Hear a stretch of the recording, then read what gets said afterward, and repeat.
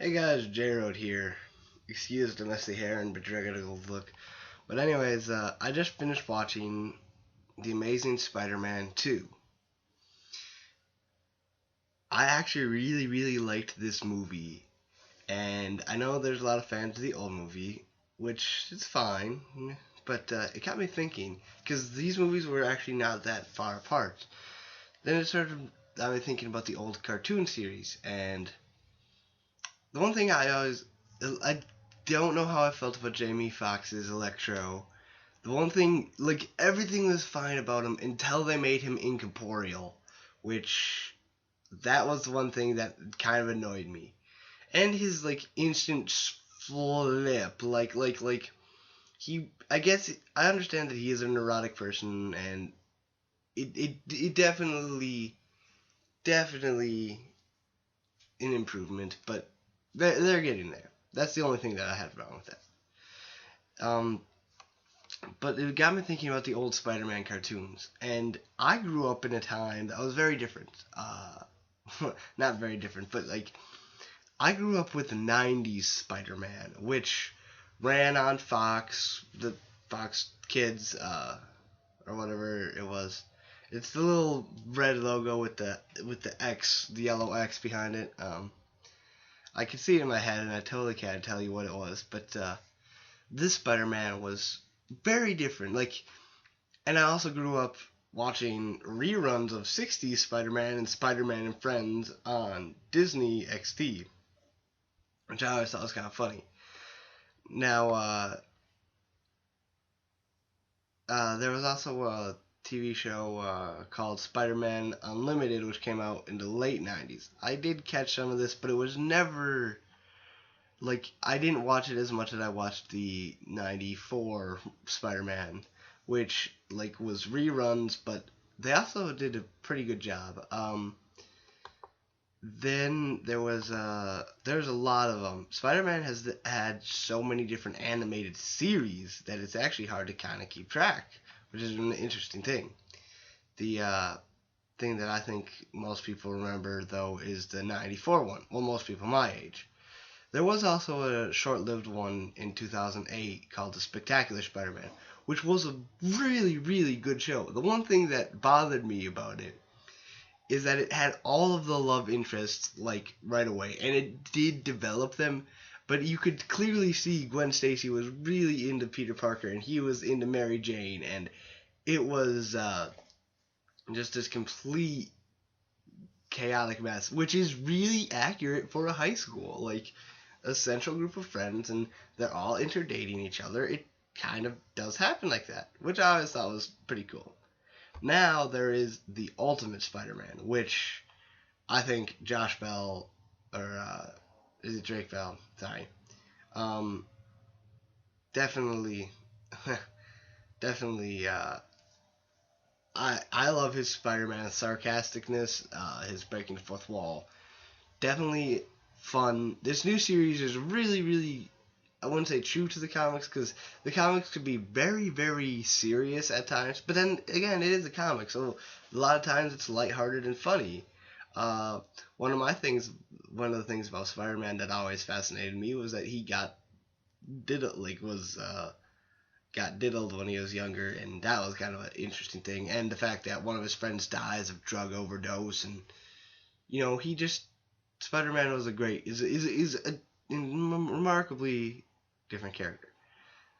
And while I was on the subject of cartoons and over time, I was thinking about the different faces of Batman because we see all the Spider-Man and Batman. I think have the two most animated shows. I don't quote me on that. I know that there's three X-Men shows at least, but but really Spider-Man and Batman have the most cartoons variations. I mean, you have your Superman and yeah and whatnot, but these two I think are the ones that stick out in my mind most because there are like friggin' eight Spider or let's see let's count them now. Uh, 1967 Spider-Man, then technically you can count some of these other ones, but I'm not going to, like the Electric Company or the Tokusatsu or Tokusatsu series, but I'm not going to count that. There is technically a Spider Woman TV series, but no, that's not one. Okay, so 67, 81, which I do vaguely remember seeing once. His Amazing Friends, also in 81, which was an entirely different series, but they both. I remember that one, His Amazing Friends, with Iceman and Firestar. Then there's the 90s, the 94 series, and the 99 series, the 2003 series, the 2008 series, and the 2012 series. So that was what? Yeah, that was 8. I was right. Perfectly 8. So, yeah. Now, just to note, the Ultimate Spider-Man does overlap with the Avengers. So, that being said, that's kind of an interesting fact just to note out.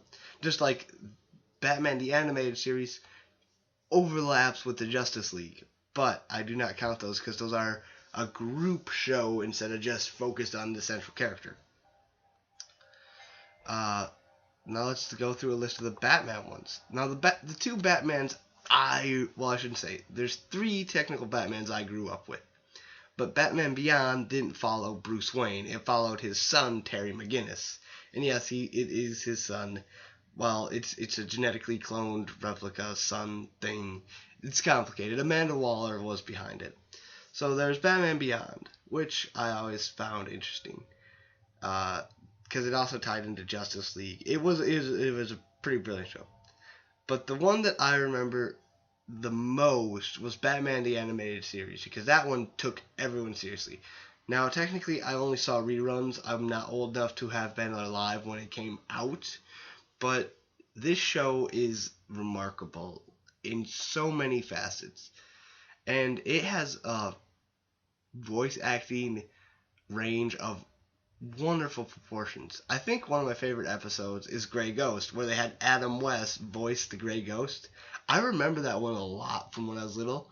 I didn't understand like how deep an impact it was, but they were really mature about having 2 Batmans on the same show. And like they could have been the hokey Batman that Adam West was, but they weren't. So it treated us very, very maturely. And it's still a show you can go back and watch again and again and again. And it doesn't change no matter what age you are. I got my brother addicted to this series because he's everyone's favorite superheroes are Batman and Spider-Man. Let's just face it. Like every Marvel junkie has a favorite superhero who's Spider-Man, like deep down, and everyone's favorite is Batman. Like they're the default characters that are become the symbols of their companies. So really, that's an interesting tie-up.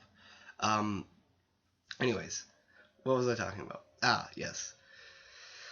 The other one that I remember was The Batman, which, well, not as heartfelt and I don't know how to say it, like in depth as the animated series, did have quite a bit of creativity behind it. I remember it because it was on WB's block for a while, the Saturday morning cartoons, just like the '90s Spider-Man was on Fox's block. I'd switch if it was like a boring show on WB, I'd switch over to Fox. If it was a boring show on Fox, I'd switch over to WB. That's the great thing, is I could switch between those two because they were running most at the same time. The unfortunate thing was when we had conflicts of air or conflicts of which you made me have to make executive decisions on whether or not I liked the show or not. Now, there's a new show on Adult Swim called Beware the Batman, which I think is kind of interesting. It's definitely a lot different than its predecessors. And then there's one that I did not like at all, which was Batman the Brave and the Bold. And here's a reason why. Batman the Brave and the Bold felt more like George Clooney's Batman. Yeah, you can put him in there, but he's not Batman. I mean, I didn't like this show. It annoyed me. Batman was too cocky, too full of himself. He was not, Batman. Well, Batman's confident, he's not overconfident.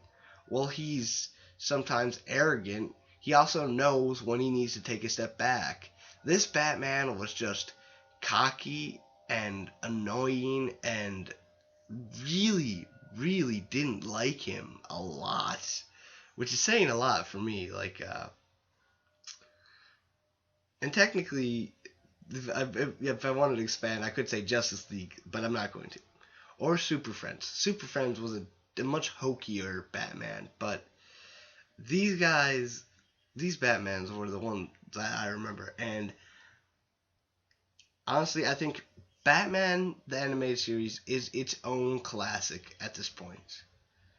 And you can kind of argue that Batman the Animated Series broke into Batman Beyond.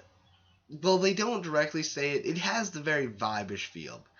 I'm not sure if it's technically part of that entire arc, but it feels like it, and it seems like it is.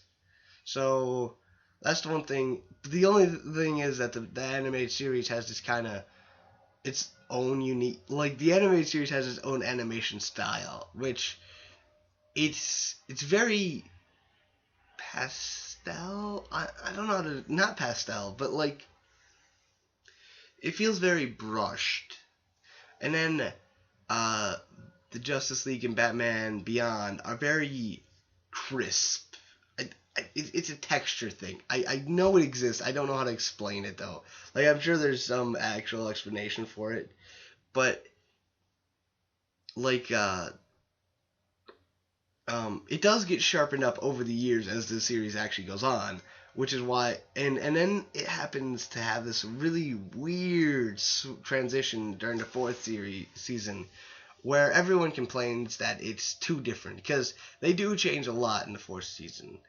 The one thing that I always kind of couldn't stand was the Penguin, because the Penguin was made much more human in the fourth season, which I'm not saying was a bad thing. I expected this, fish man with mutation, and he kind of just looks like a Monopoly man who's a jerk. So that's why I just wanted to compare these two series.